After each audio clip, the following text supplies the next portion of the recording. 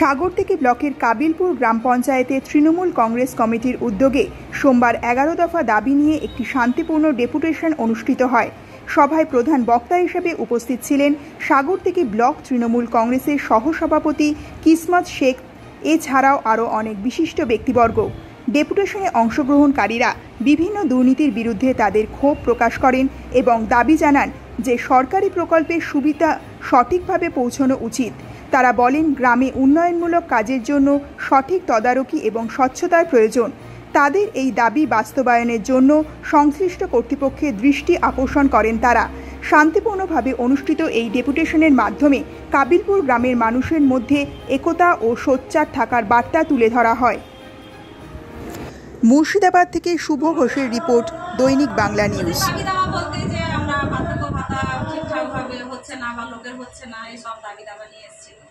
তারপরে কন্ট্রাক্টরেরা থাকলে এখানে ওনারা চেয়ার পান না বা বসার অসুবিধা হয়, এসব অভিযোগ আমাকে জানানো।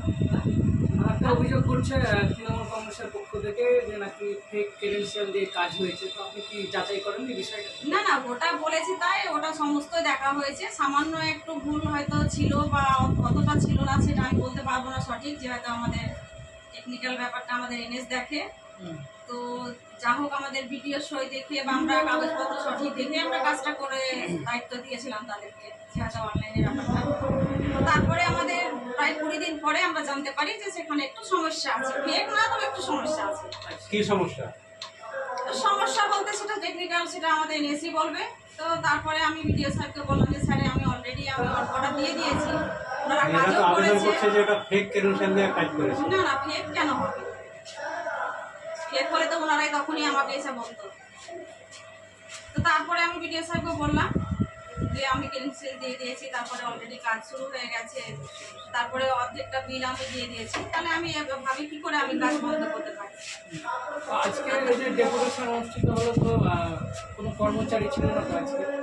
না, সবাই আছে। তো ওরা এনএস বা কেউ না, ওরা একটা কাজের জরুরি চিঠির জন্য ওরা একটা অন্য একটা পঞ্চায়েতে ওরা কাজ করছে বলে ওরা আসতে পারে।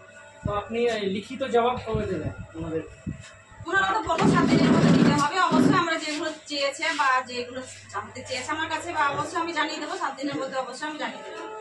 টিউবওয়েল না বসে টাকা তুলে নেওয়ার অভিযোগ, এবং আপনি সিগনেচার করেছেন এবং টাকা উইথড্র হয়ে গেছে, এই বিষয়টা কি বলবেন?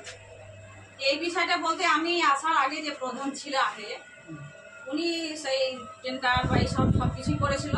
তো আমি আসার পরে দেখলাম যে সবকিছু কাজকর্ম হয়ে গেছে, সামথিং কিছু একটা টাকা বাকি আছে।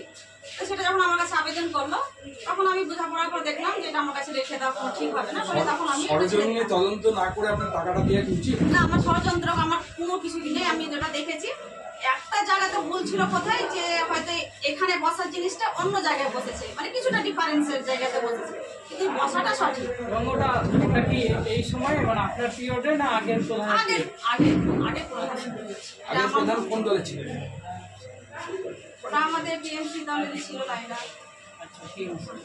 এখন আপনারা জোটে, তাই তো? হ্যাঁ।